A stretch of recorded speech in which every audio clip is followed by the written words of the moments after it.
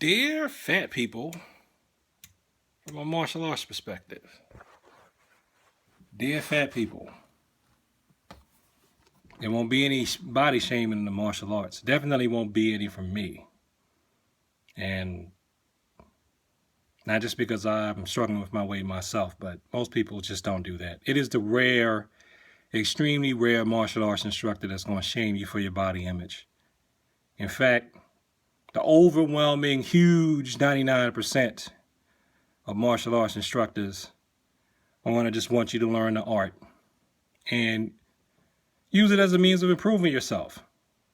There's plenty of martial artists that are overweight. There's plenty of martial artists that are in great shape. There's plenty of martial artists that are thin. They come in all shapes and sizes and walks of life. Now, we do have a few people who think that this is Sparta. They're in the minority.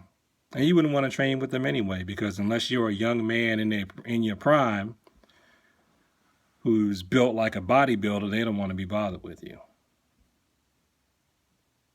So don't worry about that. You come to any sane-looking martial artist, you come to one of my classes, and nobody's going to bother you about your body image. I don't do that.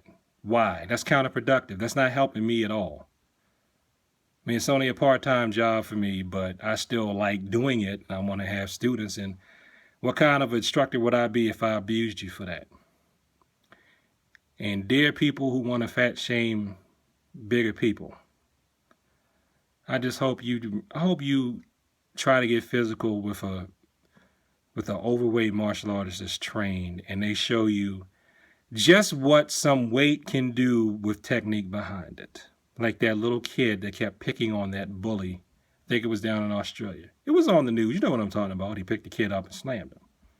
Not that I advocate violence, but if you're going to be violent towards others, they might be violent back. So I didn't even realize this whole fat shaming thing was this bad on YouTube until I just decided that somebody had said something about fat shaming in another video. I said, I wonder how bad this is, and I just typed it into YouTube. And that's when I saw that female comedian. I was like, whoa. I saw that in a couple of other videos. But now I have to own up to one area where there's fat shaming in the martial artists, and it's not from the instructors, it's from the consumers.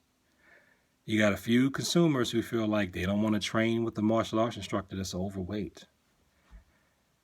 And, you know, if my appearance, for whatever reason, if I appear to be too big or appear to be too old, or some people probably appear to be too dark, you know, bye.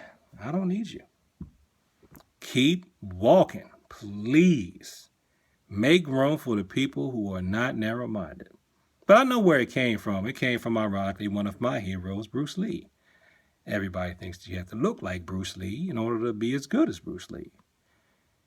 Even though I've seen people who don't look anything like Bruce Lee, and I'm not just talking about his race, I'm talking about with his physicality, that would probably wipe the floor with Bruce. Now, like I said, Bruce Lee is one of my idols. I really admire everything that Bruce Lee did, but that doesn't mean that I don't know that there are people who are better than Bruce Lee.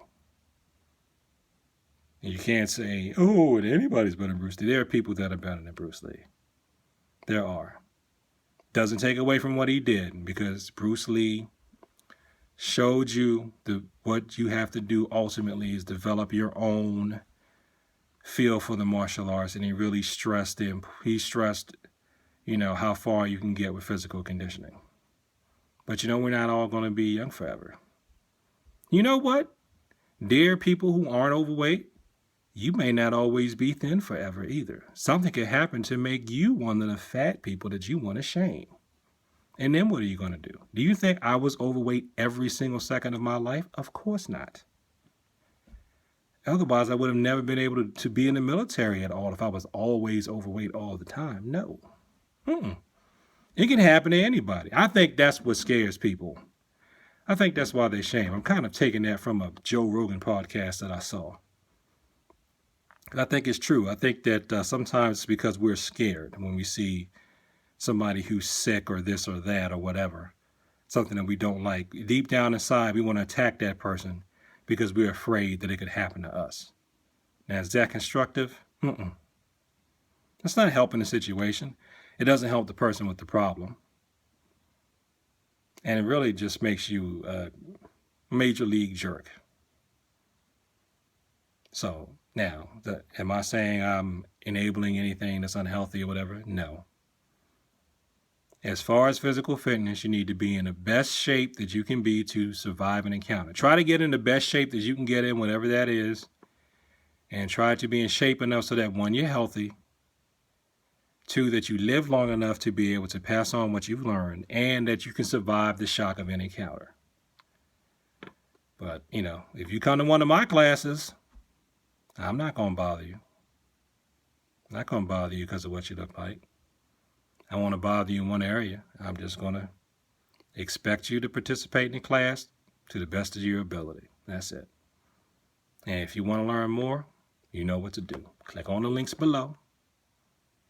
Sign up for a class. Hopefully, it'll still be less than a tank of gas.